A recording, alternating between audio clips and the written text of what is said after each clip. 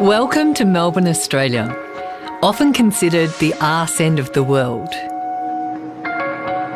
You might think it's the last place on earth for innovation, but per capita we are one of the fastest adopters of new technology, and Bitcoin is no exception. Early in 2014, mainstream media led the world to believe that Bitcoin had collapsed, when in fact it was only the fall of a single exchange. The price bounced back within days. Now that's an event that is unprecedented in the financial world. But the same media outlets didn't want to run that side of the story.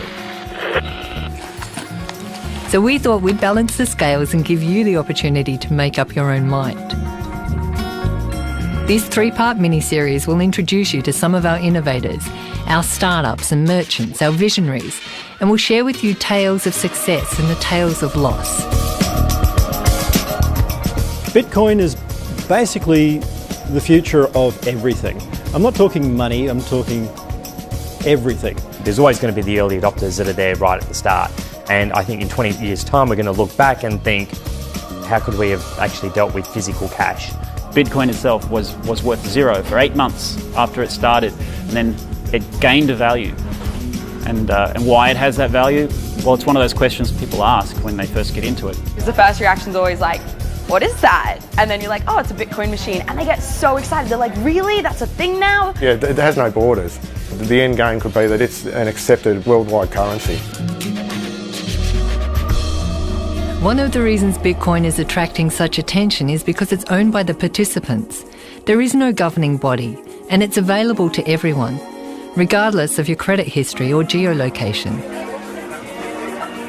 Bitcoin stems from a platform where people openly collaborate, sharing ideas to develop solutions to complex issues, the results of which are then free for anyone to use or further develop.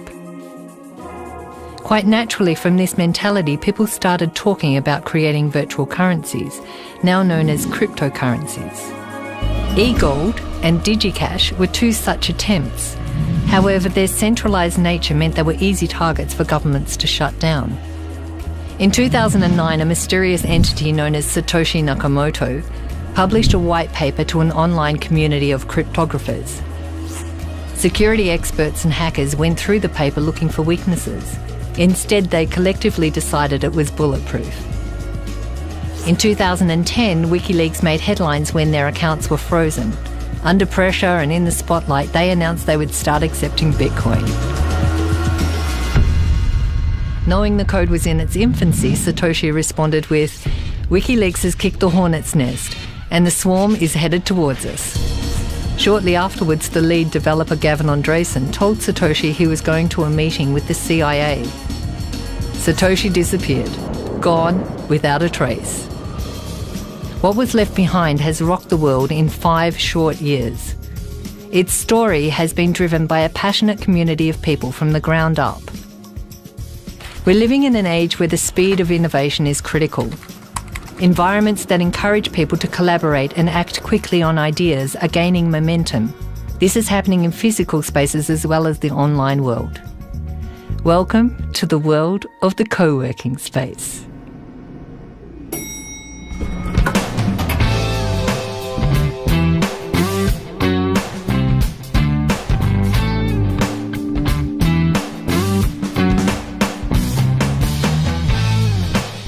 This is Inspire 9, a co-working space here in Melbourne, where many startups get their first shot at collaboration with other people and working in an environment really unlike traditional office spaces.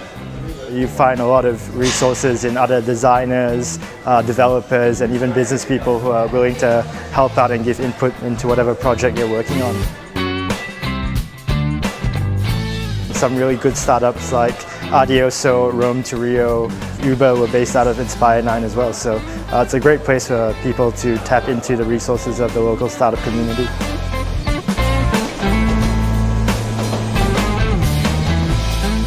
Well, it's a hell of a ride, to be honest. The amount of people that we managed to help along the way, that's really a big part of my life.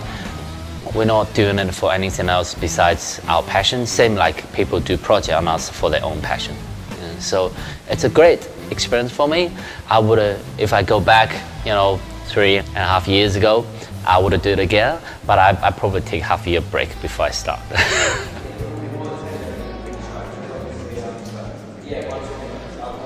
There's a really big global trend going around of how the cost of operating startups has really dropped, and the support networks are really growing around it. Silicon Valley obviously has a great thing going for it, but our goal is really to bring a little piece of that over here, innovate and build world-class companies out of Melbourne.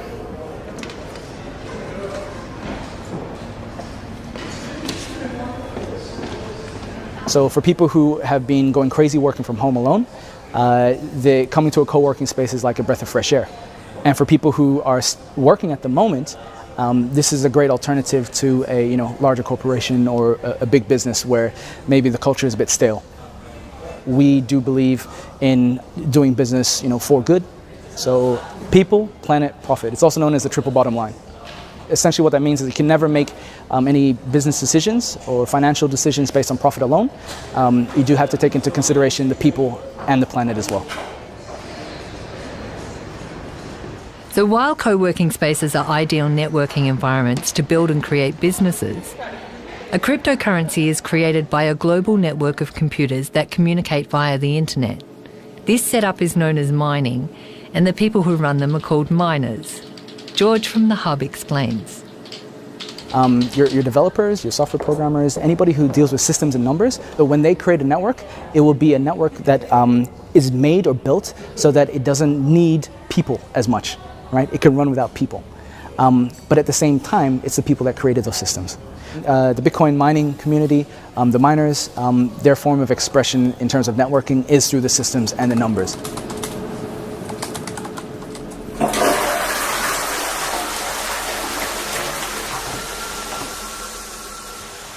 First computer I ever built. That was doing well for about a month and realised, okay, shit, this might be profitable. Build our second.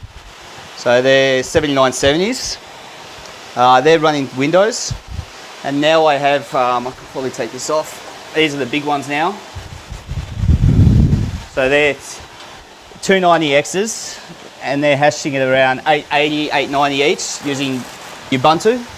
We didn't use heating once last year, so they actually heated an entire lounge room and kitchen. And there was times where we had to open every window in the middle of winter because it was actually too hot. So they did a good job. I've worked out that the concrete is basically a big heatsink, and it extracts cold air off the bottom, and I've pumped cold air to the top, and then I've got an extractor here which pumps to the roof. So sustainability.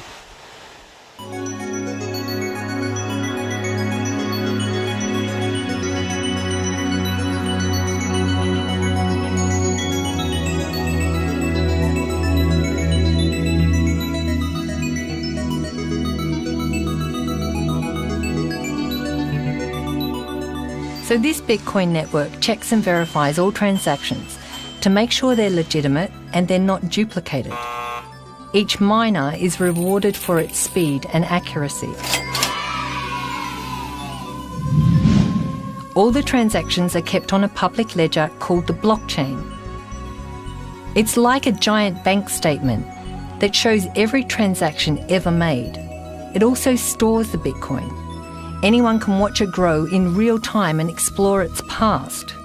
To access the blockchain, you need a wallet. This lets you send and receive Bitcoin.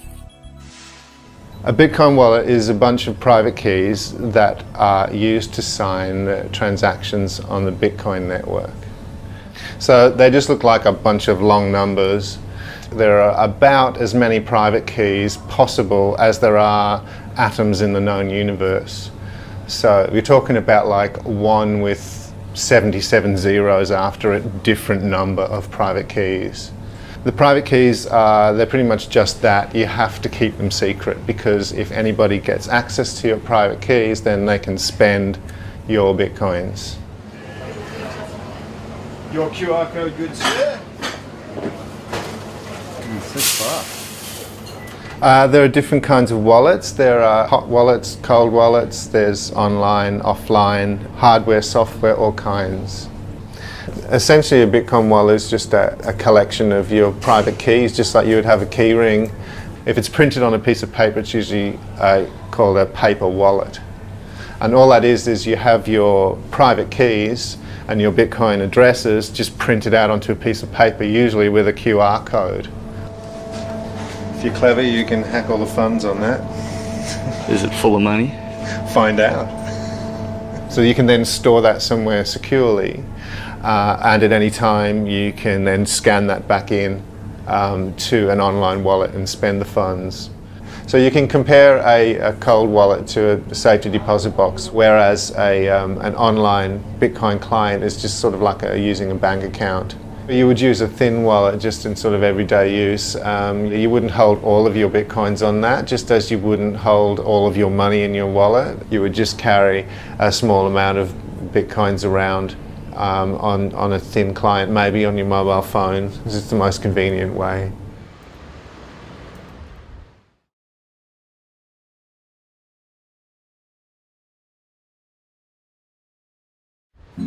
So say you had your Bitcoins on your phone and you're ready to spend. Where would you go? Well, there are many shops, cafes, services and online stores who accept Bitcoin.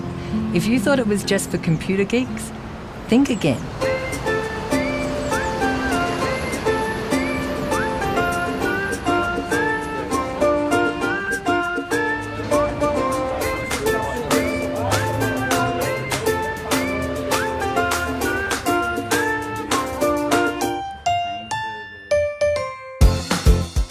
My name is Jenny.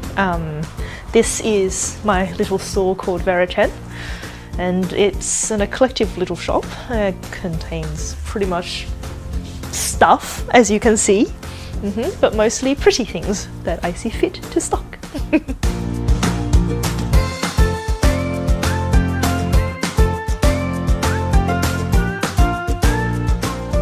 These little things here were the first product that Verichen ever sold to someone who purchased with Bitcoins, and since then I have renamed these products to BitBunny.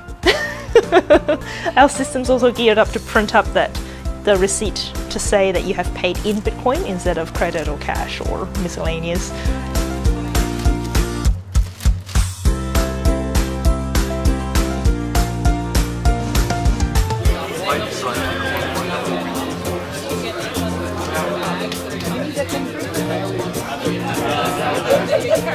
My name's Gary Passfield. I'm the licensee of the Old Fitzroy Hotel in Woolloomooloo, New South Wales, and I've been here for 15 years and I accept Bitcoin.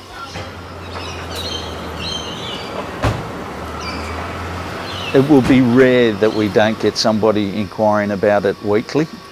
It's amazing the exposure we're getting out of it. It's quicker than an EFTPOS transaction. Yes, you do need a tablet, but that's your only outlay. Everything is simple from there.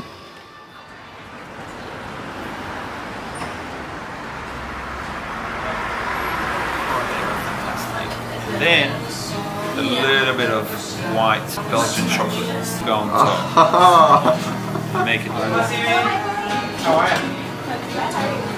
good. Oh my God, that is so thick.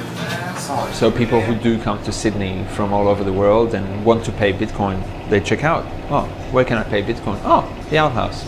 All right, it's about letting people have another mean of payment.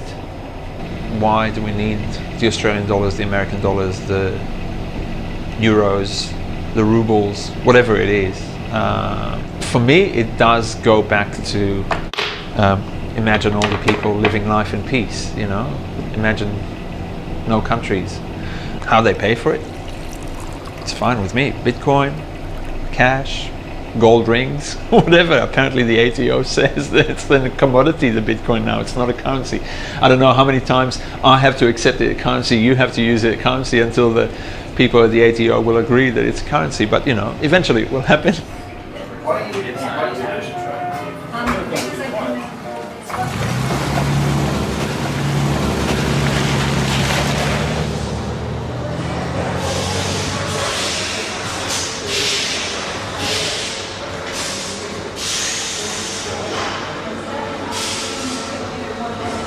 So Tamar is building the flux capacitor at the moment. Don't laugh, that sounds cool. Well, my name's David Brim. I'm CEO and co-founder of Tom Car Australia, and here we are in the manufacturing facility of Tom Car in Melbourne. Tom Car is a rough, ready, hardcore machine that you can fix it yourself. And we are peer-to-peer. We speak directly with our end user. And we name every change after a customer. So there's a sheep station in Western Victoria who wanted an extra grab handle on the driver's side. So that's Deborah and David Bain. So now we've named the grab bar the Bain bar. So you can order the Bain bar now. The high gearing is named after Peter Crombie, who has a big cattle station in Longreach. So the Crombie set for the gearbox, and there's a number of other things like that. We came across Bitcoin through the Melbourne community. I heard about it and we got interested and we looked into it, and then we found out some of our suppliers take it. You know, we had a test with one of our suppliers. We bought some parts and we saved some money internationally. So we've trialled it now with a number of suppliers and it works, and we're still using it. And then we thought, you know, why not take it? Unlike large corporations who have dedicated finance departments, small businesses are often left in a frustrating world to fend for themselves.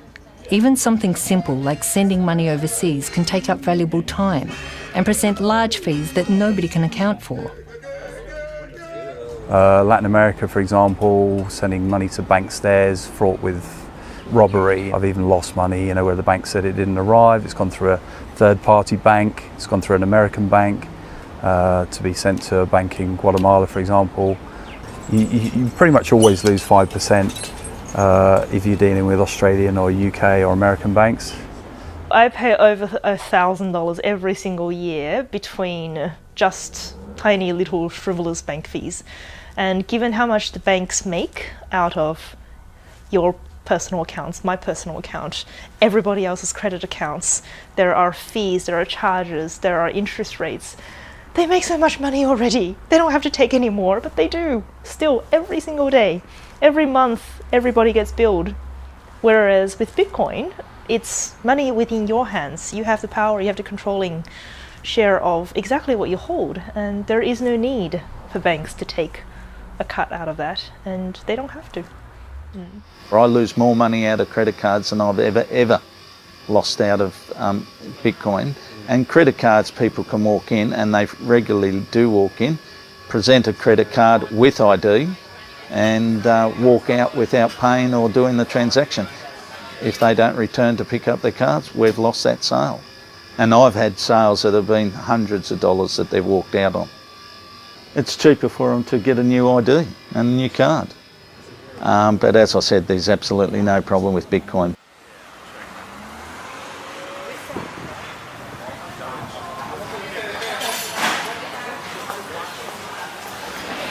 My name's Chris Tay, I'm a pastry chef. This is my shop, Black Star Pastry. We had the first Bitcoin ATM in Sydney installed here about 4 months ago. Yeah, it's been great.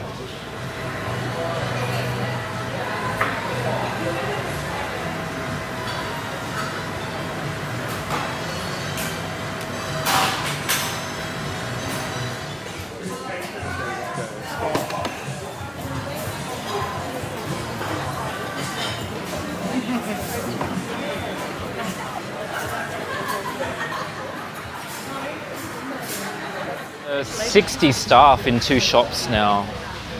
You build a shop, okay, and that's going well, and at some point you need to kind of think, well, what do I stand for? What is it all about?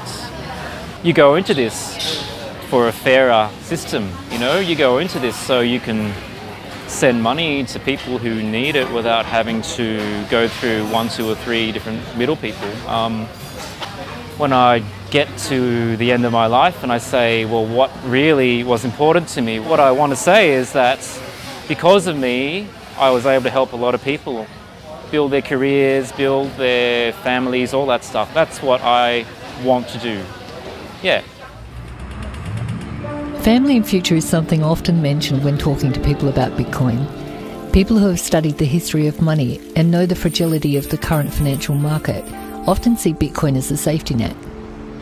okay, so we've, you know, brought these 4 children into the world, and we thought their future ought to have been pretty, you know, squared away, right? But now as they get older, I mean, our daughter, eldest daughter, is 16. You think, what, you know, okay, so how's this going to work for her again? She's going to have to raise how much money before she can afford to, you know, follow mum and dad's footsteps? This is what happens when you create this huge lake of liquidity that is roaring around the world, you know, desperately searching for yield at all costs. This is what you get, right? And the problem with that is that people can liquidate pretty damn quickly. Anyone who trades anything will know that you go up a stairway, yeah, and you fall off a cliff. So here's this hugely complex, over-leveraged system. I can't tell you, you know, when that might fall, and it could be something very insignificant, but it doesn't matter. We've baked that into the system, and when that liquidity is removed from the system, it will take our breath away. Bitcoin is a natural response to that phenomenon, right? How do you protect yourself against that? When we had the housing crisis in the US, and you know, and all these people just caught up in this machine and just got spat out, and then all the people who were responsible for it are all getting huge payouts, you know, like these golden handshakes. I mean, like, there's no justice. It seems so easy for people in power to, you know, just make income at the expense of, you know, people who aren't in that complex. Instead of us like just sitting there and taking it, we have to take matters in our own hands and do something that's outside that whole sphere. You know, that's why I thought Bitcoin seemed like a really good idea. It's something that really takes the power away from the big banks and, you know, big government and puts it in the hands of the people.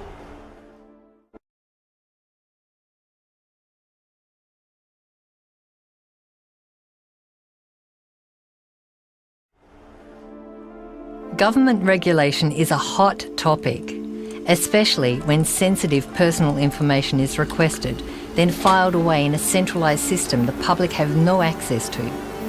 Regulation often overcomplicates life, and many people are now looking for easier ways to transact quickly without bureaucracy. Take, for example, one of Australia's largest industries. So to know what a quantum leap forward Bitcoin is for the gambling industry, you have to consider what it's like gambling with government currency at the moment. This is in Australia, which is a gambling-friendly, well-regulated jurisdiction. It will take at least 15 minutes to sign up and deposit with your credit card. Your credit card can then be charged at any time in the future. All the information you've given them, such as your email address and your postal address, that could be stolen or sold at any time in the future. Then when you want to make a withdrawal, you'll have to verify your ID by sending in a copy of your credit card, sending in the front and back of a government-issued ID, and sending in a utility bill. And then you'll have to wait 2 days for the withdrawal to come. Now, if you used Bitcoin, you can do all of that in less than 2 minutes. Less time than it takes me to explain how long it takes to do it with government currency. And you'll also be able to bet anonymously.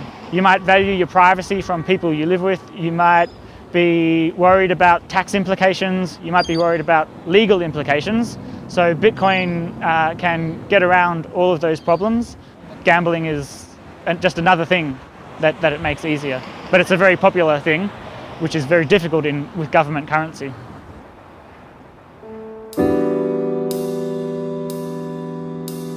There's a big question about the regulation of cryptocurrencies like Bitcoin. The whole point of cryptocurrencies is that they are designed to work transparently, without third-party intervention, government included.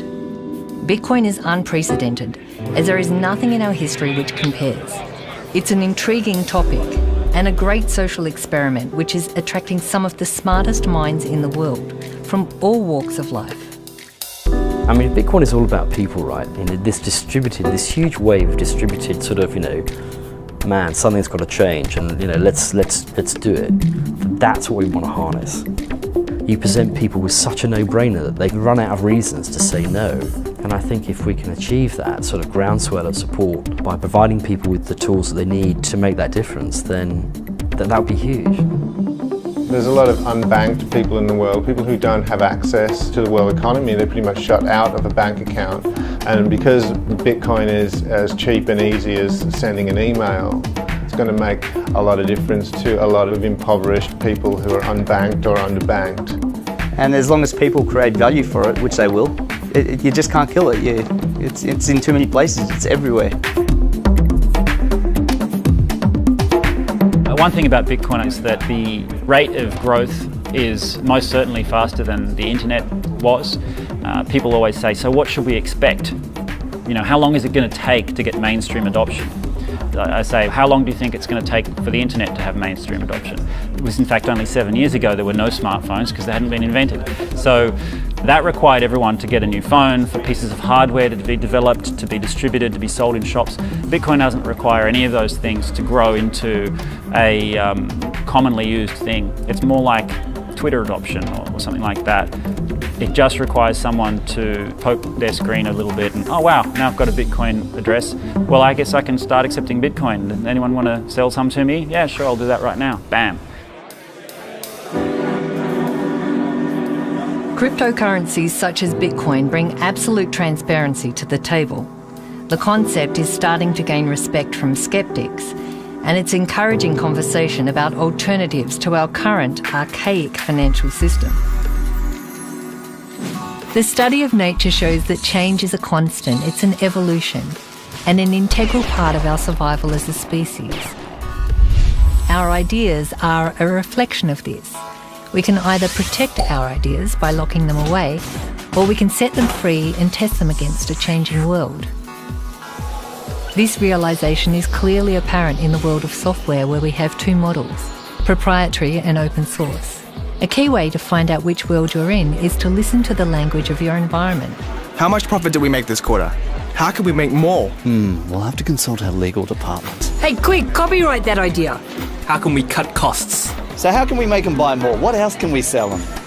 With open source, people break technology to explore what else is possible, to make technology work faster and more efficiently, generally bypassing middlemen and making technology more compatible. The results are slowly making businesses pay attention. Think Android, which is now the most popular smartphone in the world. Language around open source projects could sound something like, if we share the foundations of this project, will it help other people in the future? Let's open up this project so others can contribute. If I wanted to send $1 to Africa, direct to that person, how could I do that? In the case of digital currency, people got together and asked, how can we create a digital money for everyone? As a result of this question, we now have Bitcoin.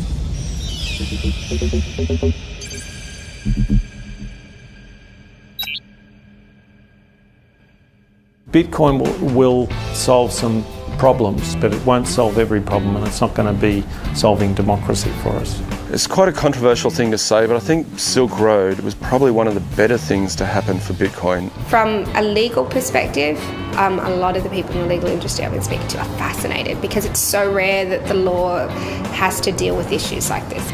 We live very much in a society where there's a lot of controls put on us, what you can and can't do or what you should and shouldn't do. Bitcoin sort of challenges that idea. I've hugged it as well. When it's not working, I'm often doing. Yeah, I said the exact same thing. It's yeah, I give it hugs all the time. I'm like, hey buddy, how you doing? If you're a Bitcoin innovator and you feel like you've got something to contribute or you'd like to collaborate, or if you're interested in sponsoring us, let's talk. Until then, see you round like a Dogecoin.